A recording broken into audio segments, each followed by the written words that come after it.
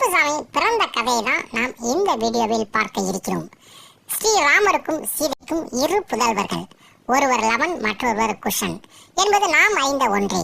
ஆனால் இருவருக்கும் பிறந்தது ஒரு குழந்தை மட்டுமே. ஆம், சீதை முதலில் லவனை மட்டுமே பெற்றெடுத்தார். இலங்கையிலிருந்து சீதையை மீட்டதற்கு பிறகு தனக்கு பிறந்த லவனை மட்டும் அழைத்துக் கொண்டு கானகத்தில் வால்மீகி முனிவரின் பாதுகாப்பில் வாழ்ந்து வந்தார் சீதை. இந்நிலையில் ஒரு நாள் சீதை தண்ணீர் பிடிக்க சென்றபோது லவனை பார்த்து கொள்ளுமாறு வால்மீகி முனிவரிடம் கூறிவிட்டு சென்றார்.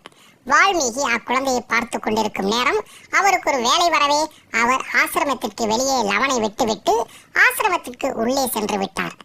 அதே நேரம் தண்ணீர் எடுத்துக்கொண்டு திரும்ப வந்த சீதை அங்கிருந்த லவனை தூக்கி சென்று பர்ணசாலைக்கு வெளியே உணவு கொடுத்தார். ஆசிரமத்திலிருந்து வெளியே வந்த வால்மீகி லவன் இல்லாததை பார்த்தவுடன் அதிர்ச்சி அடைந்தார். இது தெரியாத வால்மீகி முனிவர் குழந்தையை காணாது சீதை சபிப்பாளோ என்று பயந்தவர் உடைய தர்ப புட்களை வைத்து தன்னுடைய தவ வலிமையால் லவனை போன்றே ஒரு குழந்தையை உருவாக்கினார். பிறகுதான் வால்மீகிக்கு தெரிந்தது லவனை சீதை தூக்கி கொண்டு போய்விட்டார் என்று.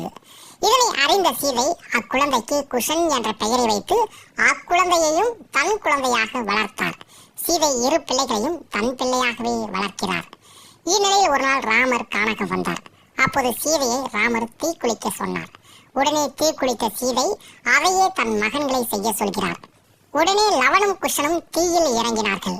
இதனை பார்த்த ராமன் தன் பிள்ளைக்கு உயிர் கொடுத்தார். அப்போது ராமனுடைய உண்மையான பிள்ளை லவன் தீயிலிருந்து பிழைத்து வந்தார். குஷன் மட்டுமே யாகத்தீயில் கருகினான். பிறகு ஸ்ரீராமர் நடந்ததை அறிந்தார். மேலும் குஷனை உயிர் தந்து காக்க தீயில் கருகிய குஷனை நோக்கி கருப்பா எழுந்து வா என்று அழைத்துள்ளார் ராமர். அன்று முதல் ராமரின் பிள்ளையான குஷன்தான் கருப்பண்ண சாமியானார் என்று கூறப்படுகிறது. இதுவே கருப்புசாமி பிறந்த கதையாகும்.